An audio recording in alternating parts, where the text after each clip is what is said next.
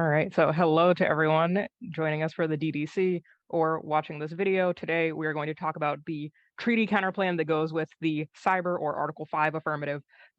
So to start off, let's just talk about what is a counterplan. So if you've been debating up to this point with just disadvantages versus plans, you're probably used to telling the judge okay, doing nothing is better than doing the plan because the disadvantage is so bad we just can't risk it happening, even if the plan is trying to solve something very noble. But what if you want to, instead of just telling the judge, well, just don't worry about it because our stuff is worse, what if you're actually we do want to resolve whatever the AF was talking about, but we still don't want to trigger all those negative effects?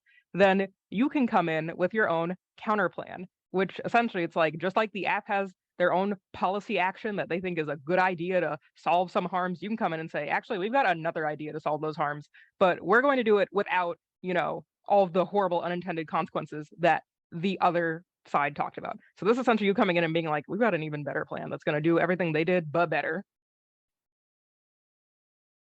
So there's three parts to a counterplan. The first thing is the text. You might also hear this referred to as the plan text. And it's just like what the affirmative has in their 1AC, where it's literally just the statement of what are you saying we should do? The Solvency Advocate is the next part, and it's just the AF solvency evidence, where it's just evidence explaining why your plan, your text, will actually solve whatever the harms are. And it's not about, instead of you coming up with your own impact that this is going to solve, it's about the affirmative stuff. So in this case, it would be evidence about why the cyber treaty counterplan solves the harms that the cyber affirmative talks about. And then the last thing, the thing that really makes the counterplan stand out, is the net benefit. So the judge might be thinking, or you might even be thinking well, okay, this sounds like a good idea, but why does this mean we shouldn't do the plan? Because the affirmative does not have to win that, their plan is the best idea TM. They just have to win that we should do it. So you have to convince the judge not only that your plan is better, but that we should only do the counterplan and not include the plan at all. So the net benefit is your reason for why just doing the counterplan is better than also doing the plan or doing it instead of the plan. So usually the reasoning is just that you're going to avoid triggering some impact from a disadvantage. So in this case, we're going to see that there's two different impacts that we're going to avoid. But generally, yeah, your counterplan will be paired with a disadvantage to say hey, remember all these consequences we talked about? Our net benefit is that we don't trigger those and we still solve the AF. So the cyber treaty counterplan in particular has three parts. It's really short. You're going to fit all of this in on one page. The first thing is just the text. Pretty much the counterplan here is just that the US, Russia, and China should all agree, via a treaty, not to cyber attack each other. The specific wording of that is the United States federal government should offer an agreement of mutual cooperation and restraint in cyberspace with at least the Russian Federation and the People's Republic of China, which is just a fancy way of saying agree not to cyber attack each other.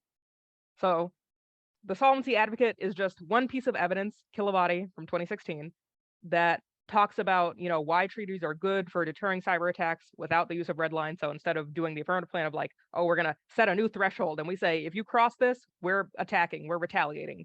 It's just no, we don't actually need to do that. We can just have agreements. And Russia and China even had their own agreement back in 2015. And even if, you don't fully trust the other countries, it's still better overall for peace and for not escalating things to have a treaty. So overall, a treaty is a pretty good idea to just decrease cyber attacks. Now, our two net benefits are not explicitly talked about on the page. So if you're looking at your packet, you're not actually going to see it say anywhere, net benefit, blah, blah, blah, blah, blah.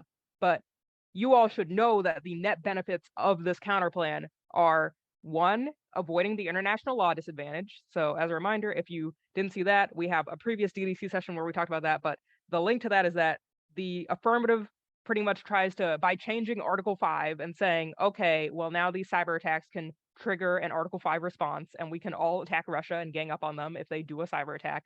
That's undermining international law because it's extremely disproportionate and does not meet common understandings of what an armed attack is. Whereas here, we're not changing any laws to make it so that we're changing the standard for what counts as an attack or when you can respond, when you can suddenly start bombing other countries. We're not doing any of that. So we just avoid the international law disadvantage altogether. We're just going to other countries and saying, hey, let's chill out. And then the other thing is that you might remember there's 3 warrants for a case turn in the 1NC.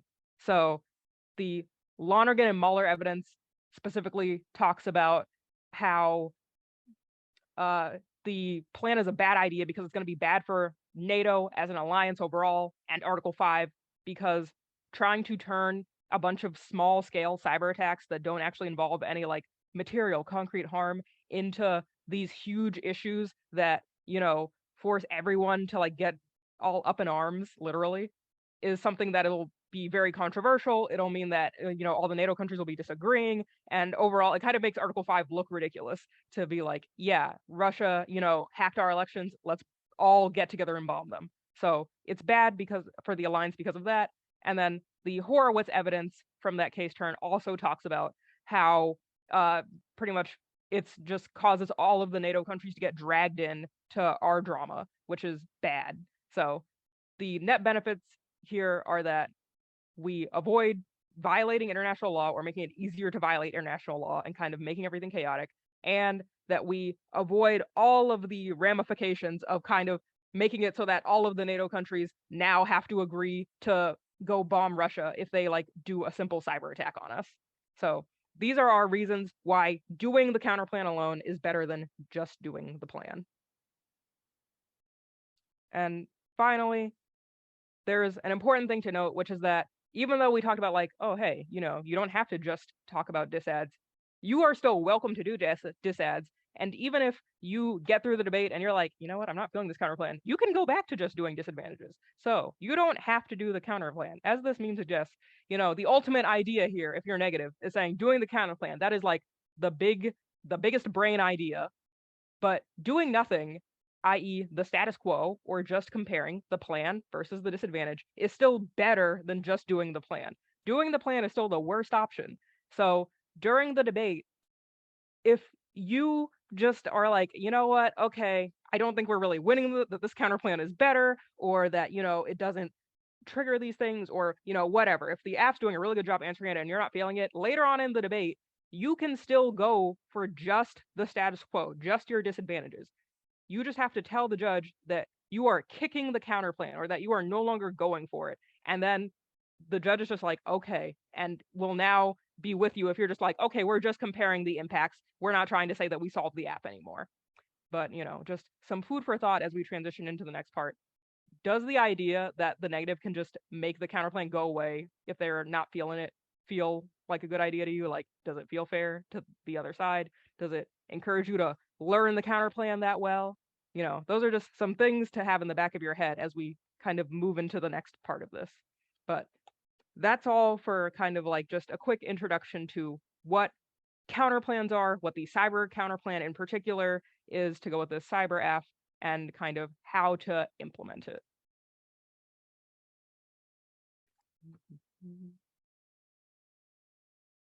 Do I have recording? All right. So I'm going to be talking about how to answer the cyber treaty counterplan. So the way I've organized this is first I'm going to talk about generally different ways of answering counterplans in the abstract. Then I'm going to go over the specific pieces of 2AC evidence we have in our packet and sort of do close readings of that. And then at the end, I'll give some tips, things that I would do if I were a 2A or an affirmative team debating against this counterplan. Right. So there are different acronyms we can use to remember all the different ways to answer a counterplan. The one I like the best is plots. The P stands for permutation, the link for L stands for links to the net benefit, O stands for offense, T stands for theory, and S stands for solvency deficits. And I'm just going to go through each one of those and try to explain what each of those mean individually. So the first and arguably the most important kind of answer to a counterplan is a permutation. I believe this is a term lifted from math, but don't ask me what exactly that term refers to in math. But the way that what it means in debate is that it's some combination of it's a combination of all of the AF with some or all of the negative counterplan. So the image I used here is somebody doing mixing in a bowl, and that's sort of the similar concept, where in order to win the counterplan or win on a counterplan, the negative has to win that the counterplan is mutually exclusive in some way with the plan, that the judge can't reasonably expect both of them to happen in the same world. Usually that's because of something like the net benefit, that the counterplan would avoid the net benefit, the plan would cause the net benefit, which is usually a disadvantage. And so that is why the counterplan is net preferable, because it avoids a bad thing happening that including the plan would. But the permutation is a type of AF argument that says, no, in fact, we can do both the plan and the counterplan at the same time or in the same world. Now, there are lots of different types of permutations. The big one that I would be most worried about or most interested in is permutation do both, which is the simplest type of permutation. And that is just the argument that we could take all of the plan and do all of the counterplan and do them at the same time in the same world. So the permutation is essentially an argument that says the counterplan is not competitive with the affirmative, and if the counterplan isn't competitive with the affirmative, then it's not a reason that the plan is a bad idea. So it's not a reason that the negative should win the debate. The second type of argument is links to the net benefit. Now, this might be a little complicated, but if the net benefit is a disadvantage, and usually it is a disadvantage, there is a kind of argument that the affirmative can make, which is that the counterplan also causes something bad to happen, that it also triggers the net benefit. Now, if the AF were to win that type of argument, then sort of similar to a permutation, then the counterplan is not net preferable to the affirmative, because the counterplan still causes something bad to happen. So even if the counterplan solves as well as the plan does, then it still causes something bad to happen. Therefore, the AF would win the debate. I don't think that that this will come up a lot during this particular season with the cyber AF and the cyber treaty counterplan, but this is a type of response to a counterplan that I think is good to know about in the abstract. The next type of answer is offense. So this is sort of similar in the way that a disad or a disadvantage is a reason that the plan is a bad idea. Offense against the counterplan is, you can think of them as disadvantages to a counterplans. They're reasons why counterplans are a bad idea, right? And if the affirmative wins the offense that the counterplan is a bad idea, then it's not that, then the counterplan is not better than the plan, so the affirmative still wins. So offense is something that you would have to read some specific cards on in the 2AC. It's not necessarily something that you can pull from or reference 1AC material from most of the time. The next category of answer is theory. Now, sort of similar to permutations, theory can be an entire lecture in and of itself. So what I'm going to say is essentially the bare minimum. The sort of biggest, or what theory is essentially arguments about what arguments should or should not be debated about, right? That it's possible that introducing some arguments in a debate is bad for the educational aspect of debate, or maybe it's super unfair to one side, and so therefore that those types of arguments, whatever they be, should be excluded.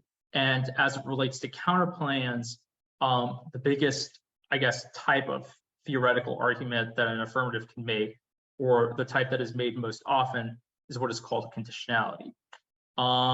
So as Elysia mentioned in their lecture, the negative always has the option, or usually will always give themselves the option of not going for the counterplan. That, if we're negative, then we are not stuck with the counterplan, and we can always decide to not go for the counterplan and just go for the disadvantage by itself. This is called conditionality, and the reason it's called conditionality is because the counterplan is conditional. Unlike the affirmative team with a plan, the negative support of the counterplan is conditional.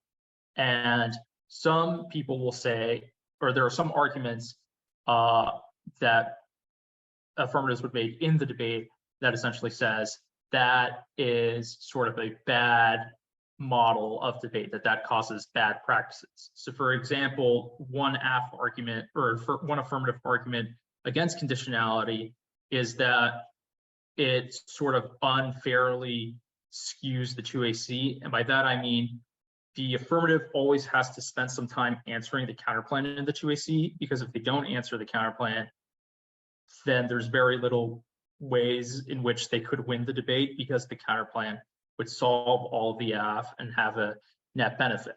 But if the 2AC does a really good job at answering the counterplan and did a lot of research and thinking and strategic thinking about it beforehand, going into answering the counterplan, and then the negative spends 5-10 seconds in the 2NC or 1NR and says, oh, we're not going to go for the counterplan, we're going to kick the counterplan, it doesn't really matter, then the affirmative has essentially wasted however long that was in the 2AC, and probably more importantly, they have all the preparation and strategic thinking going into that debate has been rendered moot because the negative has decided not to go for it. That's not the only type of argument an affirmative can make in support of conditionality, but essentially conditionality is the big type of theoretical objection to counterplans, or at least it can be. Some negative teams will say, we'll run the counterplan unconditionally, which just means that they will always go for the counterplan at the end of the debate, in which case you won't have this debate.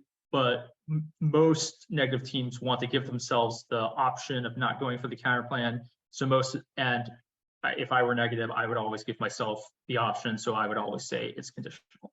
But yeah, that's sort of the bare essentials of theory.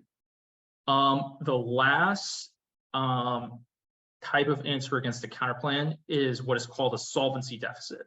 So essentially, if the counterplan is an attempt by the negative to solve the harms of the 1AC, right, an alternative way to solve the problems that the problems in the status quo that the 1AC is outlined, then solvency deficits are arguments about why that is not the case, that the counterplan does not actually solve the affirmative.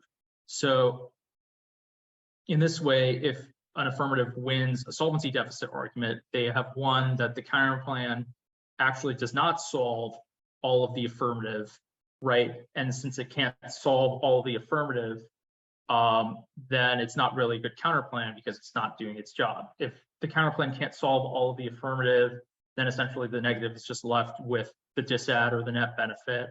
And at that point, the negative, would be better served just going for the disad and some answers to the case and not including the counterplan. So with that all out of the way, I'm going to talk a little bit about the specific 2AC evidence we have against the cyber treaty counterplan. The first is the Eilstrup and San Giovanni evidence, and this is a permutation to both card. This evidence argues in support of permutation to both, and essentially the author says that deterrence strategies and cyber treaties are mutually supportive strategies. And essentially, the argument here is that the AF is a sort of deterrent strategy. It says that cyber attacks will trigger Article 5, and the counterplan is sort of a diplomatic strategy, that there should be a treaty process with countries we think are likely to cyber attack NATO. And so that working together, those two have a better chance of preventing cyber attacks than either one would have in isolation. So this would be your bread and butter permutation to both card. The next three cards are all different warrants for solvency deficits, right? That the counterplan can't solve the AF. So the Newman and Meyer evidence, as sort of indicated by the tag, mainly argues two different things. Firstly, that countries won't necessarily agree to a treaty It says that countries like Russia and China and others actually really like cyber attacks as a strategic option in geopolitics. So they would rather not limit themselves by signing a binding treaty against cyber attacks, so that they wouldn't be involved in that initial treaty process. The other argument that this card makes is that essentially that it's impossible to enforce. And it sort of makes the analogy that unlike treaties revolving around nuclear weapons, especially during the Cold War, it's very difficult to monitor cyber programs, right? You can't do a site inspection. You can't do a site inspection of computer code in a way you could like a nuclear factory or a nuclear reactor, or like the places where nuclear missiles are stored. So it's very hard to enforce, so that even if a country would sign on to a treaty, there's no guarantee that they would actually follow the terms of the treaty. The second card is the Pap Card, and this essentially says that negotiations specifically between the United States and Russia are very difficult just because of the heightened state of tensions between the two countries. This card cites general geopolitical differences between the two countries, and it also says that Russia's meddling in American elections, as well as previous sort of breakdowns in treaties, sort of indicate that there is a heightened tension between the two countries, and that they would not be likely to, be able to sign and negotiate an entirely new treaty, especially revolving around cyber attacks. So the final 2AC card, I believe, is the Fenimore Card, and this essentially says that the negotiations to make the treaty would take forever, right? That it takes a long time to figure out, especially in a fast-moving issue like cybersecurity, it's really hard to solve a lot of the issues, and so that the process of the treaty will just take a long time. And sort of the implication there is that if the process of the treaty takes a long time, then the affirmative impacts about cyber attacks would happen during the negotiation process of the counterplan. So the counterplan wouldn't be able to solve just because it wouldn't be able to get done in time by the time that the impacts would have happened. So just some personal bits of advice. If I were a affirmative team answering this counterplan, generally I would either go for permutation or a solvency deficit, but not both, just because permutations are arguments that the counterplan and the plan are not mutually exclusive, whereas the solvency deficit is a type of argument that says they are mutually exclusive, but the counterplan doesn't solve the AF, so the counterplan isn't a good option. I would just generally pick one or the other if you're going one or the other if the negative extended the counterplan to the 2AR and you need to answer to the 2AR. I would mostly fall back on either permutations or solvency deficits. And on a similar note, if you're going to go for solvency deficits, I would try to, in this specific example of the cyber treaty counterplan, I would pick maybe one or two different warrants for why the counterplan wouldn't solve, just because in the same way that you can pick either permutations or solvency deficits, you have a limited amount of time to make your arguments. And especially for the 2AR, your arguments need to wrap up the debate in a way that gets the judge to vote affirmative. So I would choose the depth of going on a couple of arguments instead of the breadth of going for multiple different arguments at the same time. And one general thing that applies not just to the 2AR, but also to the 2AC and 1AR, and just generally how you should think about counterplans if you're debating against them as an AF team, is that you want to hold the counterplan to a high standard, that is essentially the negative has the burden of proof with the counterplan. That the ball is in the negative's court. The negative has to win both that the counterplan is competitive with the AF and that the counterplan solves the harms of the affirmative. So if the judge, the way you should be talking about this to the judge is essentially to say, look, you as the judge have to be 100% confident in the counterplan either being competitive, or you have to be 100% confident in the counterplan being able to solve the plan. If you're not 100% confident, then you should sort of default affirmative in your thinking, because it is the negative's burden of proof to prove that the counterplan is both of those things. Yeah, so that is the end of this lecture slide. I will open up the floor to any questions now.